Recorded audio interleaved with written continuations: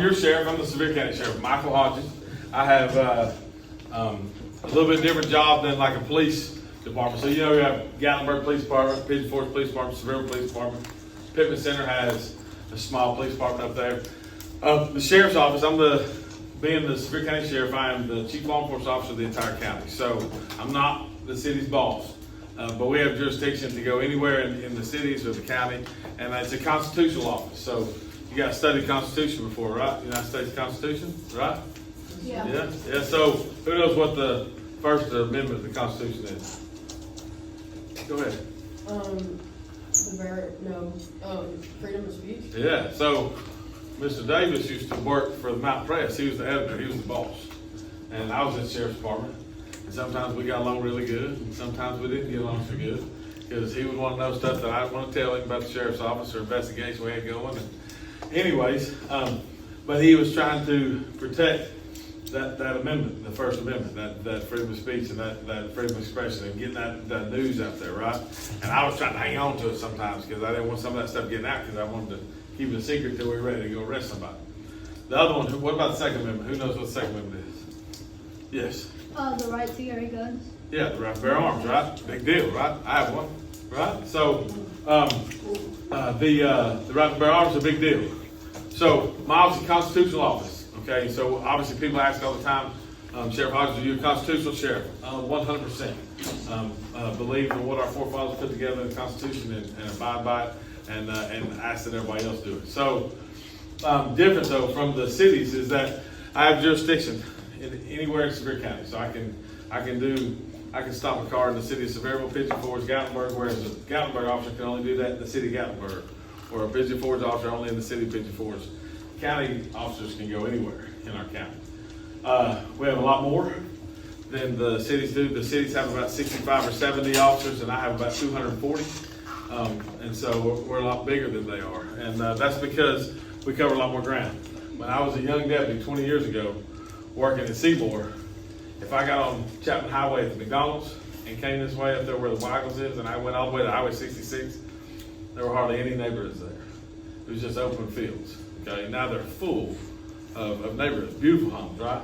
So things have changed over the years, and Seymour has grown. There's so many people here now.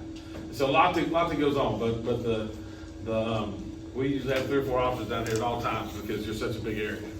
So that's kind of what we do for a living. So we still, the constitutional office requires me to keep the jails. I have 2 jails that we have about 440 inmates today between the 2 jails.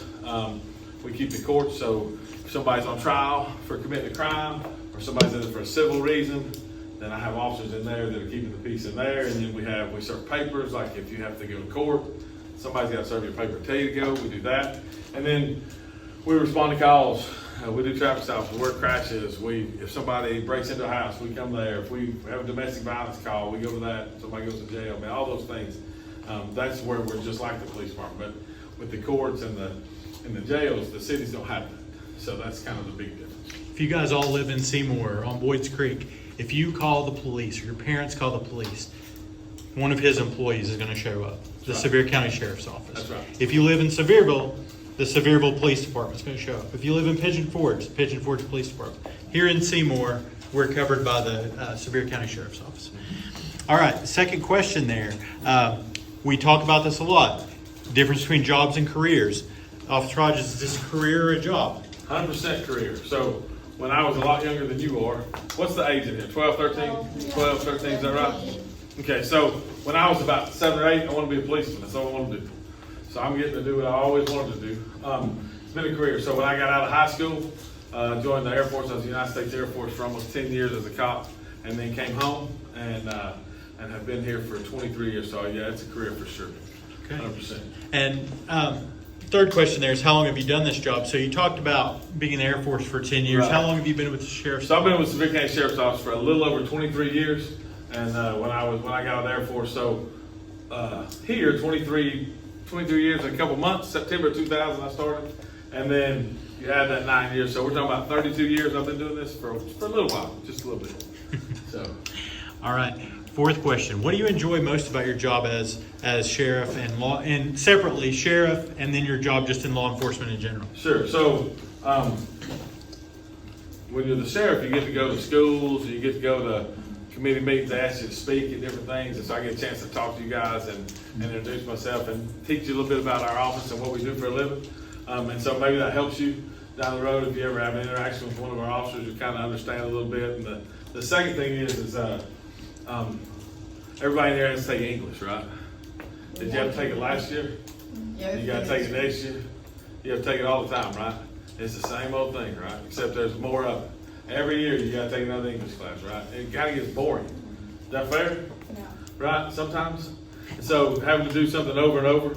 So in law enforcement, every day is different. If I stopped you, what's your name, dear? Kale. Huh? Kale. Kale. So if I stop you and you don't have any brake lights, right? And I check you out, everything's fine. Send you on your way. What's your name, sir? Xander. Xander. So I stop you, Xander. You don't have any tail lights. I find a bag of weed in your car sitting in the back seat like that big. You're going to jail. You know what I mean? So it's different, right? Every time we deal with somebody, it's a totally different outcome. So I love that. It's never boring. It's never the same old thing every day. Every time you stop a car, it's a different outcome. So that's probably what I like the most. Remember, keep your questions. We'll go through question and answer at the end. So, how did you decide on this career path, Sheriff? So when I was a kid, I guess watching TV, I just wanted to be a policeman. That's what I wanted to do my whole life. So when I got out of high school, I joined the Air Force because I knew that they'd let me be a cop there. I was too young to be one out in the community where I live. So I did that for almost 10 years and traveled the world. I was in Saudi Arabia, I was at Riyadh, Korea, all over the place, and then came home and got to be a policeman here. So. Did you have to go to the police academy, or were you? I did. Okay. So I went to police academy when I was in the Air Force, and had to go again when I got out. Okay. It's a different academy. Yeah. So that might be a path if you want to be a police officer. You can do the things that we've talked about, which is everybody in Sevier County can go to Walter State. As long as you have a 3.0 in high school, you can go to Walter State, get it paid for. You can go take law enforcement. After you graduate with your associate's degree, you can go to the police academy at Walter State. You might have to pay for that, or the department might pay for that if you were hired already. But there are easy options for you to do that if that's something you'd like to do. Talk about that for a minute. You hire a lot of officers. What's the experience of most of those when it comes to education? Right, so let me tell you about your education. No matter what you want to do, I don't care what it is, you got to get your education done. Because if you don't, that limits what you're allowed to do. I went to Walter State when I got an associate's degree in public safety law enforcement. Then I went to Bethel University, got a bachelor's degree in criminal justice, and then I got a master's degree in criminal justice. I got that so that I would be a little bit better at what I do for a living. Without the grades, I can't do that. If I don't make the grades, when you're in junior high, now's that time where everything you do is kind of on the radar.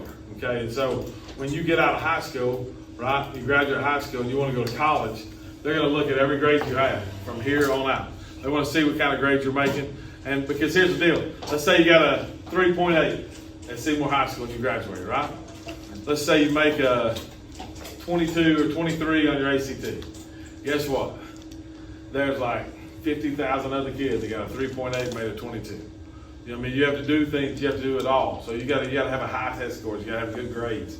To get in someplace like a UT, there's 25,000 kids up there, right? I got a niece, Georgia, that goes to school there, right, Grace? You know Georgia, right? My stepdaughter, Morgan, goes there. She's a senior at UT right now. So don't miss out the opportunities. If you don't do anything, you'll get your education, especially when it's free. Okay? Let me give you a price tag. My master's degree cost $50,000, and that was like 4 years ago. So what do you think you're looking at by the time you go? It's going to be expensive, right? So take advantage of the free stuff, like the associate's degree. Go get it. If you're in Sevier County, you can go to Walter State and transfer to ETSU and have a bachelor's degree and not cost you anything. All you got to do is get the grades, right? So skills, what are skills that are important in this career field? I got to be able to communicate. I have to be able to talk to somebody. So I have a master's degree, right? Does anybody in here have a master's degree? You do? I doubt it.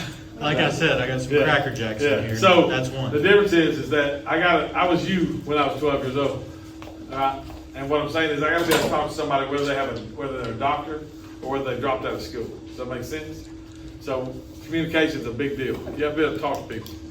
Most of you guys talk to people on your phones, through social media, through apps, through Snapchats and all that stuff. And sometimes you have to actually talk with your mouth. if you're a police officer and I show up at your house, and one of my guys shows up at your house, their backup's a few minutes away, so they got to be able to communicate with people. Okay, not being able to talk, trying to get people to see it your way so that you calm things down and settle things and get things back on track so that somebody have to go to jail. I think that's interesting. A lot of times as a kid, you think police officer, you think, well, you got to be able to fight, you got to be able to shoot, all these things. First thing he said, communication, being able to talk to people. The reason is the last line of defense is him pulling out a gun. Right. He wants to talk people down, de-escalate the situation, take people that are arguing, fighting, things like that, and back it down. Talk about that a minute. You talked about with our other class. Yeah, so like with domestic violence, right? Everybody knows what that is, right? Domestic violence. So domestic violence, somebody may be arguing today. There may be a married couple arguing about a checkbook because maybe they don't have that much money and they're having trouble. And then another domestic call comes out and they get mad enough at each other. One of them pulls a gun out and shoots the other one and kills them. Because I've been to both those calls, okay? And so it's really, those things get really dangerous, right? So if I show up to somebody's house that's in a fight, that's a bad enough fight that one of them's got a gun out, I've got to be able to have a conversation, okay? Got to be able to try to talk them into putting that gun down. Do I want to go to somebody's house and shoot them? Absolutely not. That's the last thing I want to do. I want to see them be okay and safe and calm and try to figure out whatever they were fussing about, try to calm it down. Okay, so let me ask you a question. You ever got in a fight with your parents? Get an argument? Right? Yeah. It happens, right? It happens. Who in here made their bed this morning before they left? One guy. Good job. Right? Now, is that going to cause a fight? No, probably not. But if you start back talking to your parents or they ask you to do 2 or 3 things and you smart off to them or don't do it, maybe you got to start getting an argument, right? So that's a minor thing. But think about this. What if, of that minor thing, somebody lost their life? And then 2 days later, you're thinking, why in the world did that have to happen? It's because there's lack of communication. If you just have a conversation, maybe settle things down a little bit, everything will be all right. And so that's what we're trying to do. Just trying to be able to communicate with folks. Just trying to help them get through it. Because that doesn't happen very often. That's a rare thing to happen. But it happens. It does happen. So on that same question, what kind of education is normally required to be a police officer? So you got to have a high school diploma. But if you show up with a degree from Walsh State, then I'm going to pay you more money.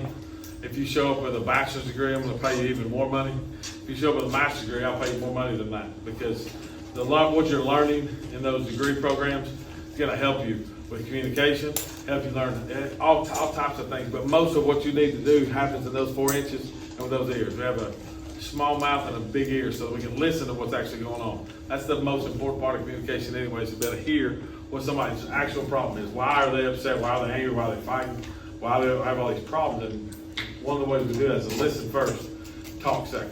Mm-hmm. All right. So could you share a challenge that you've overcome in your career and how you overcame it? Yeah, so you guys remember COVID, right, in 2020? Did you ever see your parents watching TV and all the riots they were having in New York City and Atlanta and all the places, and they're setting stuff on fire and breaking into things and stealing? Do you remember the George Floyd incident? Do you remember where the police officers held that guy down? He ended up dying. And those 6 police officers went to prison. Yeah. You know, that makes people not want to be a police officer, right? Because those officers did wrong. They were dead wrong. And so when that's over with, that doesn't happen. Those kind of things don't happen in Sevier County because we don't treat people like that. But that, because he was a cop, that just kind of covers all the different police officers across the country. So what happens is you got to start trying to make your job attractive again, where people would want to be a policeman and understand that we don't do things that way. So that was a challenge. It's a big challenge. And so even today, we have some vacancies that we're still trying to fill. So it's tough, and all departments are that way right now. And so, yeah, that was a big challenge coming off of COVID. Yeah, I just thought of this when you were talking about that. How many of you guys have seen the Andy Griffith Show? Anybody seen that? Think about the police officers in that show. Andy Griffith, the sheriff, he never even carries a gun. Think about how much our society has changed since that time. You know, he could solve problems just by talking people through things. Today, you've got to have that because you never know who you might be dealing with. In Sevier County especially, where we have 12 million tourists come in every year, Sheriff was talking about that to the last class. We never know who we're dealing with. That's right. The last 3 homicides we had were committed by tourists. They killed somebody while they're here on vacation. What was that? It's actually 15 million. 15 million. What is? Oh, 15 million. 15 million guests. So it changes every year. There's more and more people coming here. Lots and lots of people. So, how would you advise someone who's considering a career in law enforcement? Is there anybody in here that has thought about maybe being a police officer? Yeah, a few people, both male and female. Yes. Something you probably wouldn't have seen 20 or 30 years ago. No. So first off, girls in law enforcement is a really cool thing. It's a good deal. It's a good thing. Let me tell you why. Girls are usually more mature. What do you think about that, guys? That's absolutely true. Girls are more mature. Most of the time. And they have more patience. And usually, for the greater span of time, half the time they're smarter. Okay, well, Let me tell you why. No. Because they're patient. And because they're a little bit more mature. Now, is it that way your whole life? no. No, but right now they got you beat. I'm just telling you. So here's what happens. When somebody is furious and mad, okay? All right? Let me ask you a question. Like, what's your name in the green sweatshirt? What's your name? Nate. Huh? Nate. Nate. All right, Nate, let me ask you a question. Yes, sir. Let's say, like, what's your name, dear? Diana. Diana, and your name? Carson. Diana and Carson, okay? All right? You're friends with both of them, all right? And you get in an argument, all right? Now, you get in an argument with both of them, all right? And they're causing you problems. Is there a chance you're going to hit Carson? Could it happen? Yeah. Would you punch her in the face? No. No way, right? Yeah, no. No way. She's a girl. I can't do that. Would you say that one more time? She's a girl. I can't do that. That's a great thing to have, right? Don't hit girls. Yeah. Don't do that. Well, guess what happens when there's a female police officer in a house where two people are fighting? They think the same thing. I'm not hitting a girl, right? What they don't realize, that girl could probably kick their butt. But because of that, because they don't want to hit a girl, they have better chances at success in some things where somebody's really mad. Like if they made you so mad that you want to fight, maybe if a female officer said, "What's your name?" Yeah. Willow. So Willow said, "Look, she may be able to calm you down because you're not going to punch her because she's a girl, right?" Yeah. So maybe they can help solve the problem. Does that make sense? Yeah. So girls in law enforcement is a great, great thing. Do you know where Miss Gregory is? Let's jump playing. Where would she be? Check, look and see if she's in the 7th grade workroom. If not, I'm not sure where she is. She can. So that's one of the things that's cool about girls in law enforcement. It's really nice to have them there because they can calm situations down. And then the other end of it is that most guys don't want to punch a woman because you're a dirtbag if you do that, right? Yeah. Little secret, Sheriff Hodges knows quite a bit about females in law enforcement. Yeah, my wife is the chief at the sheriff's office. She's one of the chiefs there. So she's been doing it for a long, she's been there longer than I have. So. All right, so we got a little bit of time for questions. You Sure. can say about 10 more minutes, maybe. Sure. Questions. Who's got a question they'd like to ask? I know there were a couple people that had hands up there a little bit ago. Carson. Go ahead, Carson. So, are you familiar with like other chiefs and sheriffs like around Sevier County? Uh-huh. Sure. Do you know who Brian Bivens is? No, sir, I do not. Where's he work? He was the chief at Long County Sheriff's Office. Oh, okay. I know Sheriff Spangler, Yeah. and I know Chief Lyons, and some of those guys. Yeah. Yes, sir. Earlier you were talking about legality. Isn't it legal here under our house? Uh-uh. No, it's not. Not in Tennessee. You can't have it ever. Not Tennessee. You can go do that in California. What is it? Not here. Yes, sir. Why is it illegal to have weed but not alcohol? Well, it depends on how old you are. What do you say? Like, Huh? 21? You can't have it in your car if it's open. You can't have alcohol in your car if it's open. And because, if you want to know the truth about it is, the reason that marijuana is illegal is because it's an untaxed growth. You can't tax something. You can't tax something that it's not certified by the FDA and all those things. So alcohol can be taxed because we 100 years lay ago. out rules on how you have to make and produce alcohol, and then what levels and what volumes of alcohol are actually in the drink, and then we can tax that. Marijuana is untaxed because it grows. People grow it all different kinds of ways, and it's not regulated. That's why. Yes, sir. How are laws like? Say someone commits murder, how is that sentenced to jail, and how is the ranking system of Okay. how long? I'm gonna try. If I get it wrong, you tell me, okay? I think I know what you're asking. So, let's say that, what's your name with the Batman? What's your name? Damon. So Damon's driving a car and he's drinking. Okay, he's been drinking alcohol. All right, and he hits a car that Carson's in and it kills him. Okay, that's vehicular homicide. Okay, he's going to prison. All right, and now Carson's family's without him. That's one way. That's what we call vehicular homicide. Let's say that Carson and what's your name, sir?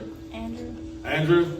Y'all were buddies, and maybe your roommates. Like you had an apartment. Y'all shared an apartment together. You had a room. He had a room. You got in a fight, and Andrew got mad and shot old Carson. Right. Now we're talking about felony murder, and if he planned it, then he's going to go to prison for the rest of his life, or he's going to get put on death row. That's first degree murder. Okay. Now maybe. How often is it for somebody to go to death row? What's that? Like how often is it for somebody? Not very often. I'll tell you about that in a second. So now let's say that that they were at a firing range. Carson and Andrew at a firing range. They're just shooting their weapons, right? And they get to talking about something and get into an argument, right? And then just in the heat of the argument, he shoots him. Now it's not first degree murder, it's second degree murder. He knew that what he was going to do may cause the death of another person, but he didn't show up there planning to do that. Okay, there wasn't any premeditation. How do you know if they planned it? Well, you got to investigate. We have to look into it and see. Gotta check his. I may check your phone. I may check your computer. I may look at your search engine history and find out if you were searching ways to kill a buddy with a gun. You know what I mean? All kinds of different stuff. And you guys think it's funny, but that's what's on your phone. That's what I find. But that would be second degree murder, right? So let's talk about first degree murder. First degree murder comes with one of two sentences: either death penalty or life with or without parole. If you get life without parole, that means you stay in jail until you die. If you get life with parole, you have to serve at least 51 years. Then you're eligible to get out of jail. Does that answer your question? Is that kind of what you're asking? So you have first degree murder, second degree murder, you have involuntary manslaughter. What else are you looking for? I was talking like, how do they tell how long they're going to put someone in prison for the crime? Based on the charge, like I said. The first degree murder involves premeditation. He becomes a life in prison or the death penalty. So second degree murder is like 25 years. Involuntary manslaughter or a reckless homicide, that's more like 10 to 15 years. So it just depends on which type of homicide we're talking about. Yes, sir. So if you just get like in a normal car crash and you or the other person like kill someone in that crash, is that considered murder? It could be considered involuntary manslaughter. So what that means is, like, let's say that Gracie is at a red light. Okay, she's driving, she's sitting in her car at a red light. Okay, and you run the red light and you hit her car, and she's got Carson in the car with her. Carson, you've been dying all day, so we'll just use it. Carson's sitting in the passenger seat, and Carson dies in that wreck, right? Well, it's because you ran a red light, right? So they may charge you with involuntary manslaughter for him dying because of your negligent act. Not always, but if you were doing something crazy, you know what I mean, like you're violating the law, like traffic law. Huh? What if you're on? Yeah, that could do it too. A distracted driver can get you the same thing, absolutely. Drag racing, we see that a lot. Gracie, did you have a question? Pigeon I Forge. was going to ask, what's your favorite thing that you do? The favorite thing? Probably getting to come talk to students at schools right now. I enjoy talking to you guys. Yes, sir. What if you're in a vehicle and it's the other way around? Like you were the victim, but you didn't die and they did. Then you're good. Yes, Carson. So like, if you killed somebody in a car crash and you're on your phone, how would they find out you were your friend? So, you can tell you the truth, you can lie to you. The truth is, I'll probably send a self-preservation letter to your cell phone company, and they preserve every text message or phone call you made in the last 24 hours. You can hit delete on your phone all you want to. I can still get it from the server, from the cell phone company you have, and they tell me exactly what time you sent a text, what the text said, the whole 9 yards. And then I can see when a person replied to you, the whole 9. So I can basically get your cell phone sent to me in a book. That's Most phones will detect a crash Yeah. as well. That's true. Yes, sir. What were you gonna say if you told me to lie? No, was just gonna say something. Weren't you gonna talk about like the death row? Yeah, so the death row is real simple. The death row doesn't happen very much because when somebody kills another person intentionally, like if somebody were to actually do that, guys, that is what I think you would agree is what we call irrational. That's not thinking clearly, right? That's not the way we solve a problem. You know what I mean? If Carson and I don't get along, the answer is not for Carson to shoot and kill me. We just need to talk it out and try to figure out, what our differences are and then come to an agreement, right? So when you have somebody that's behaving irrationally, sometimes maybe there's some mental issues going on there or some psychological problems that maybe they couldn't get past. You know what I mean? Because somebody that considers murder as a way to solve a problem is not somebody who's going through the normal things to solve the problem. If you made him mad, right? If you ticked him off, all right, the answer is not for him to kill you. The answer is to say, hey, man, that ticked me off. Why'd you say that? And you go, my bad. I should have said that. And guess what? Everything's cool. As opposed to, get over it. I'll say it again. That's not going to make the argument go away, right? It's communication between you two, figuring out, hey, man, you shouldn't have said that. You're right. My bad. I'm sorry. You go on. Not, I'm going to kill you. You know what I mean? All right, so what do you got? I have 2 questions. Yes. If, say someone's trespassing on your property, Uh-huh. and if you shot them because, like, they were trespassing, Uh-huh. and they died, would that be illegal? Probably. Here's why. Unless you come on my property trespassing and I think you're going to seriously injure me or somebody in my family, I can't kill you. I just call the police and say, hey, there's somebody on my property that's not supposed to be here. We come and make them leave. Like when y'all were at lunch, we had a homeless guy in one of the restaurants under construction. They're trying to build a restaurant. You guys know where TGI Fridays is in Sevier? Yeah, so right across from Walmart. So he was like just camping out there. They couldn't. They're trying to build a restaurant. So we gave him a ride somewhere else. And said, hey, you can't stay. Yes. What are the different death rows? There's only one. There's only one? Yeah, either you get killed or you don't. Now, Oh, you're talking about different types of methods? Yeah. So, well, back in the day, you could get stoned, you could get shot by a rifle squad. There's some states that still have that. Tennessee does not. Now, what you have usually is lethal injection. There are a few states that allow you to be electrocuted, but most of them don't because of the 8th and 14th Amendment that talk about inhumane treatment and too severe a penalty. And so, a lethal injection is the most civil way to die. No.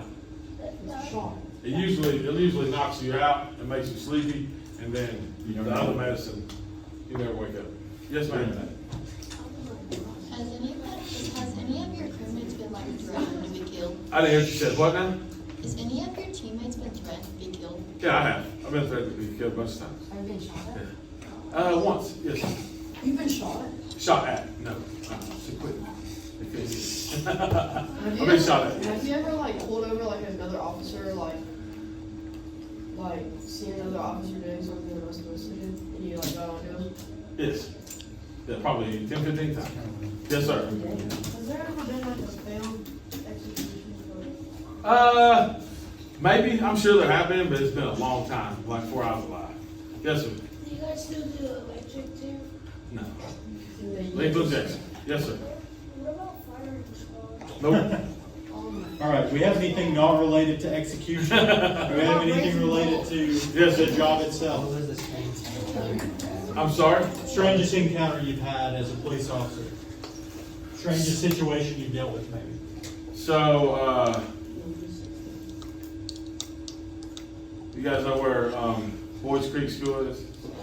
Yeah, so if you turn on Hodges Bend, which is right across the road from Winding Drive, I think. If you go up over that hill, as you come down, you turn right and go to Boys Creek School. There used to be a barn when you came down the bottom of that hill. There'd be a barn right across the street. The night before, we had 3 guys who broke into 2 homes down there while people were home. They didn't plan on anybody being there, and one of the homeowners shot at them. And so one of the guys was an older guy like me, and we called him Easy. The night shift guy said, I was a day shift guy. So when I came on day shift, the sheriff at the time, Bruce Montgomery, told me that he wanted those guys in jail before lunch. I didn't know where they were. And so I drove up through there, and as I came over the hill, I saw two guys walking up out of the weeds, and they had like Dallas Mavericks NBA jerseys on. They're like real baggy, and they looked at me, and I thought, that's them. And I can probably catch one of them, because it's been about 15, 20 years ago. I was a little bit skinny. And I said, I can probably catch one of them, but I ain't gonna catch them both. So what am I gonna do? So who watched Andy Griffin? I do. I love that show. And so I rolled my window down, and I said, hey boys, I said, what are y'all doing? And they looked at each other, laughed at me, because they thought, listen to him talking all country and stupid, he's an idiot, you know. And I said, they said, I was just going to the store up here, buddy, and laughed at each other, kind of poking at each other. I said, are you going that way? I'm going to clear Bend. And they said, yeah. I said, you'll get run over right there. I said, let me give you a ride to the store. And they went, oh, okay. And so they walked up to my car, and I said, now the sheriff won't let me haul nobody and give anybody a ride unless they empty their pockets. He said, I said, if you'll put in this bag, I said, I'll give it back to you when we go to the store. I'm just not allowed to have it in the back seat of my cruiser. Okay. And they're laughing at me, like right in front of my face. They put all their stuff in, they get in the back seat of the car, and I drive back up over the hill. When I come down the bottom of the hill, if I turn right, I can go up near the station and the local eatery, but I turn left to go towards Highway 66 and take them to jail. And they smacked the cage on the back of my car because they're in the back seat. They said, hey, the store's up that way. And now I'm not talking like this. I said, oh, you don't think I was taking you to the store, right? I said, you're going to jail. And they just started beating on the cage. I'm going to kill you, I'm going to kill you. I said, well, we'll wait till we get to the jail. So that was kind of one of the weirdest things. They're just stupid. They thought I was, but they're the idiots. They got in the back seat. I didn't even have to handcuff. They got it on their own. So, yes, sir. What was it? Me? Yes, sir. What was the scariest call? So I had a husband and wife getting a domestic, and it was the second one. And so he got mad at her, and he chased her out of the house, and chased her into the weeds, and he shot her. And he shot her about the time that me and my partner got on scene. And we started running up the hill. It's off Newport Highway. We started running up through the weeds, and I was probably from me to Mr. Davis, and he shot himself. And so I'm crawling on the ground trying to see where he's at, and he shoots again. So because I couldn't see him because the weeds were about this tall, and he had already shot his wife. And so I crawled up, took the gun away from him, and then wished him good luck because he wasn't going to live. He shot himself in the head. So if you want to know the truth, that was the weirdest. Yes, sir.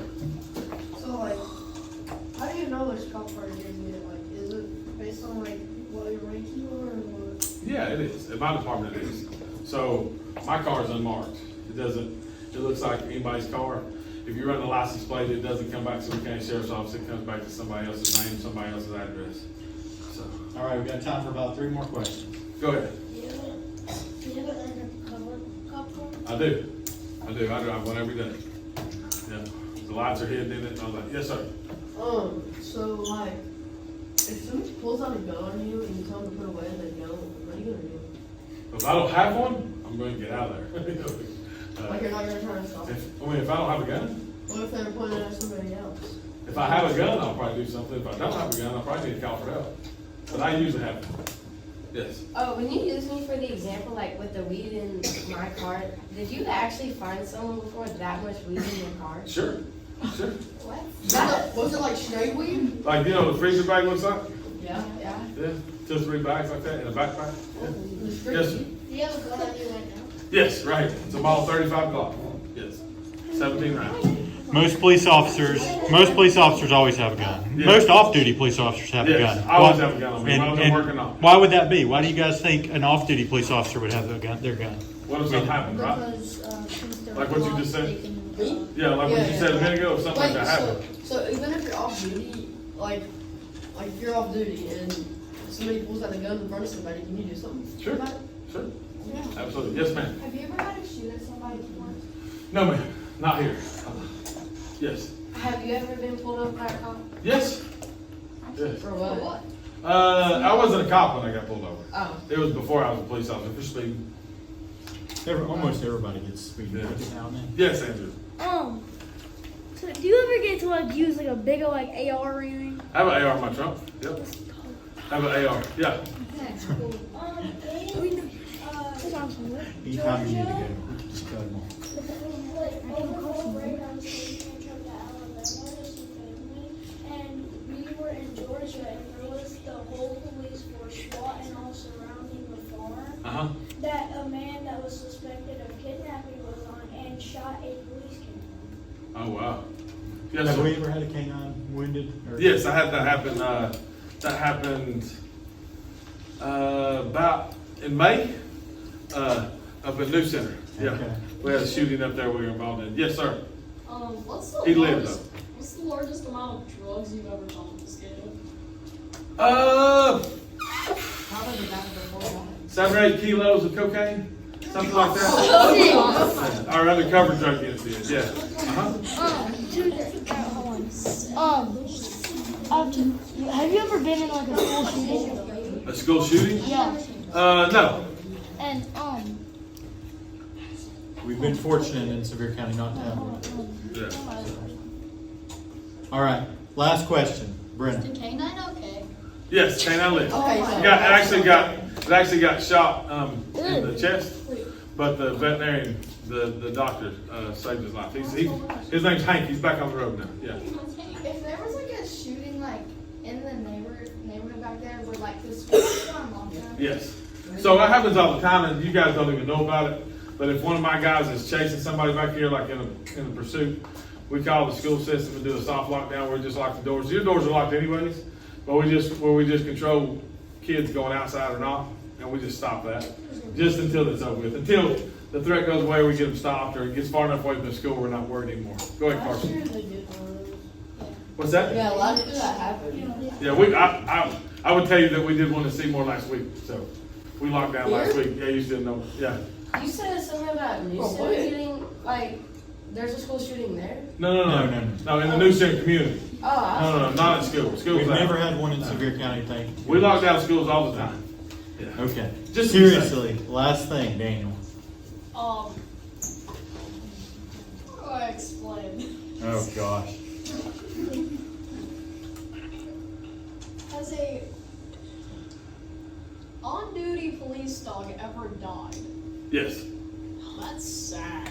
Yes. And you guys may not know this, but if someone does something to a police dog, there are charges associated with that. Yeah. Whoever shot that police dog, they're gonna face some serious consequences. Yep. Is that, It's a little bit stepped down It's a from step down attempted from- officer, from attempted murder on officer, but it's pretty bad. It's still a felony.